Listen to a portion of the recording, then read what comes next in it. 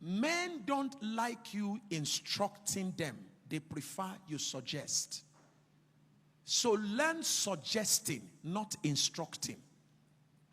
Suggesting is feminine. Instructing is masculine. You misrepresent yourself when you are instructing a man instead of suggesting to a man. You are already making him believe that when he marries you, he will not have a voice in the family.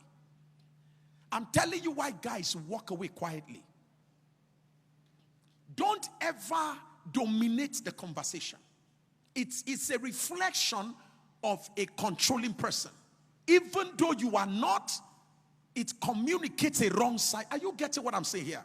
So please get this right. We are not saying that when you talk, because you're a free person, you like talking, you like to have your final say. We're not saying that you're a bad person. We're saying that perception, the perception that you communicate will be skewed in the eyes of a man. Because whether you like it or not, by design, men always want to make sure that they have the final say. It is just a feeling in a man. It's something that makes a man feel he's a man. Now, can you influence a man without instructing a man? Women, talk to me. Is it possible? Absolutely yes. The wisest of women use influence. They don't use instruction. Are you aware that you can make a man take a decision that is yours? Sweetheart, I'm just thinking that, listen, we say speak, make it personal so that it can be important. Write that down. When talking to a man, make it personal so that it can be important.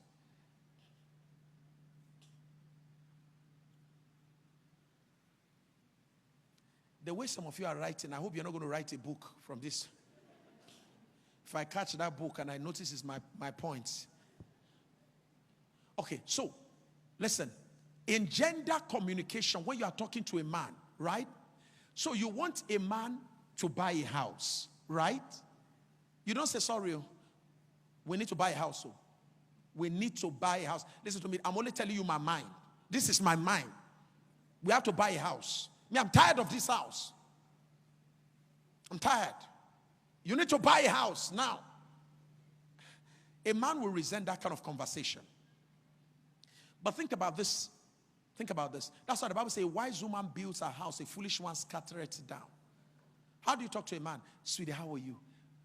Say, listen, you know, I see that your God is really blessing your work and all of that. And don't you think you need more space, like your library, you need more space for your work? And if he's a pastor, I think you need a private place for prayer. Is that okay?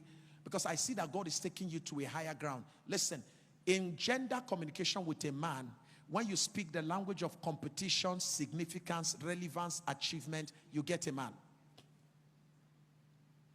So that I think it would be very wise. You need more space.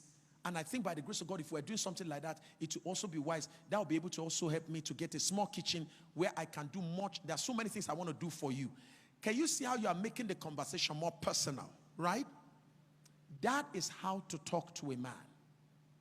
And the man will take a decision to build a house without making it look, and without you making him feel you told him to build a house.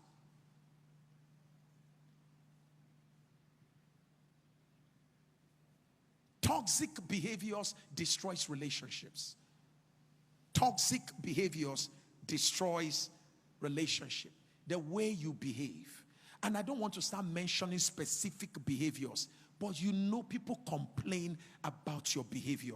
Stop fighting those complaints. Start giving attention to them. It was behavior that ended your previous relationship. It was attitude that ended the previous one. Stop blaming the people. There's a pattern. Deal with the pattern and the problem will stop.